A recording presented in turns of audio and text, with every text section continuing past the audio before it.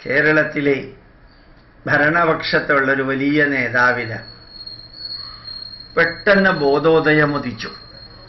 എന്താ അറിയോ?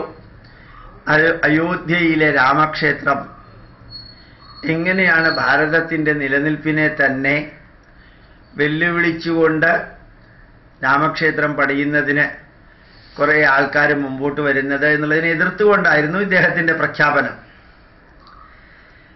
അത് ശ്രീരാമൻ ജനിച്ചതും ശ്രീരാമൻ വാണരുളിയതുമായിട്ടുള്ള 1000 വർഷത്തെ പാരമ്പര്യത്തിന് ബാബർ എന്ന് പറയുന്ന വിദേശ മുസ്ലിം തകർത്ത് അവിടെ പള്ളി പണിതതിന് മാറ്റി അയോധ്യ ക്ഷേത്രം പണിയാനാണ് അവിടെ.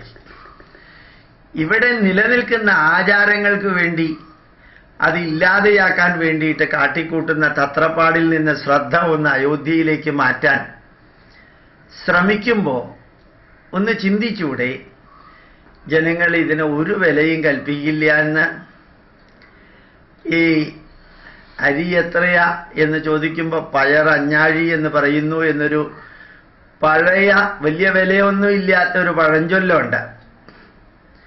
ഒരു പഴഞ്ചൊല്ലല്ല, ഒരു പഴമൊഴിയുണ്ടെന്ന്. അതായിരിക്കും കുറച്ചുകൂടി നല്ലത്.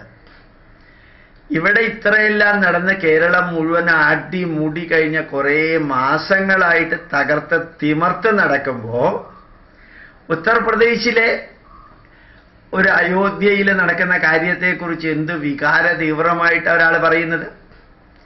ഇവിടെ ദളിതരും സ്ത്രീകളും ആക്രമിച്ച് അവരെ കൊല ചെയ്യപ്പെട്ട് അതെവിടം വരെ ആയി എന്ന് പോലും അന്വേഷിക്കാനില്ലാത്ത സ്ഥിതിക്ക് നോർത്ത് ഇന്ത്യയിലെ ബീഫിനെ കുറിച്ചും നോർത്ത് ഇന്ത്യയിലെ ദളിതർക്ക് സംഭവിക്കുന്നതിനെക്കുറിച്ചും സ്ത്രീ പീഡനത്തെക്കുറിച്ചും ഇവിടെ ഇരുന്ന് ആക്രോശിക്കുന്ന പോലെയാണ്. മൂക്കിന്റെ താഴെ ഭരിക്കുന്നവർക്ക് തന്നെ നിയന്ത്രിക്കാൻ പറ്റാത്ത പ്രശ്നങ്ങൾ ഇവിടെയുണ്ട്, അല്ലെങ്കിൽ പ്രശ്നങ്ങൾ ഉണ്ടാക്കിക്കൊണ്ടേയിരിക്കുന്നുണ്ട്.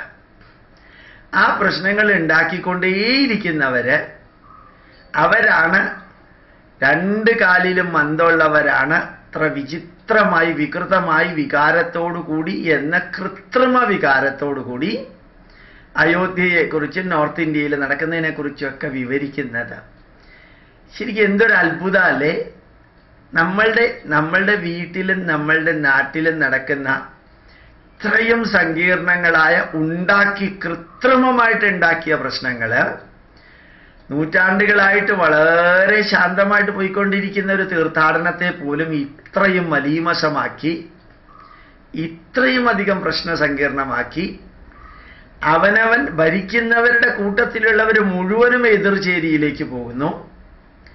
ഈ ഭരിക്കുന്നവരുടെ ശക്തി കേന്ദ്രങ്ങളിൽ പോലും എതിർചേരിയിലുള്ളവരുടെ ശക്തിമത്തായ ജാഥകൾ നടക്കുന്നു, പ്രതിഷേധങ്ങൾ നടക്കുന്നു.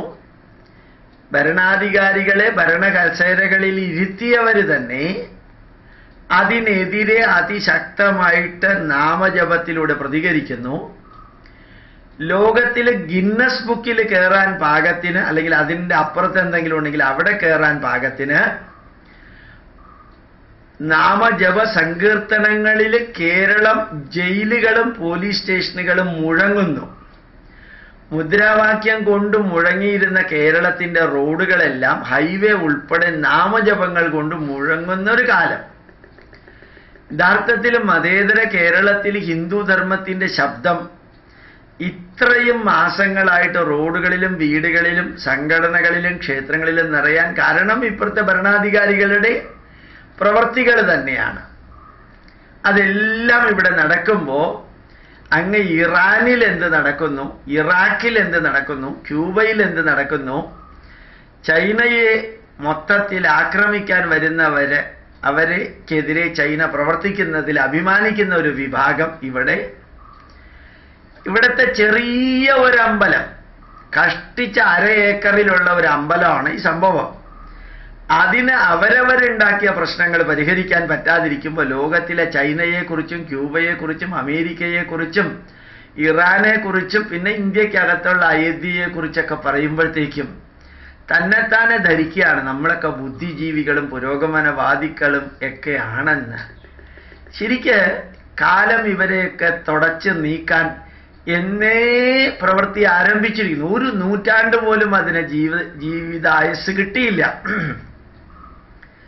അതേസമയത്ത് ത്രേതായുഗത്തിലെ രാമായണവും ദ്വാപരയുഗത്തിലെ മഹാഭാരതവും കലിയുഗാരംഭത്തിൽ എഴുതിയിരിക്കുന്ന 18 പുരാണങ്ങളും എല്ലാം നിലനിൽക്കുന്നു. ഒരു കഷ്ടിച്ച ഒരു 60 വർഷം പോലും ഈ ഇസം നിലനിന്നില്ല. അത് എവിടെയൊക്കെ ഉണ്ടോ കൊലവിളിച്ച് കൊലപാതകത്തിലൂടെ തളർന്ന് അത് അവിടെ നിന്നെല്ലാം തൂത്തെറിയപ്പെടുമ്പോഴും ഞങ്ങൾ എന്തൊക്കെയോ ആണെന്ന് ധരിച്ച് അയോധ്യയെക്കുറിച്ചും മറ്റ് രാജ്യകാര്യങ്ങളെക്കുറിച്ചൊക്കെ പറയാൻ ഇറങ്ങി പുറപ്പെടുന്നവരെ കുറിച്ച് എന്താ പറയാല്ലേ?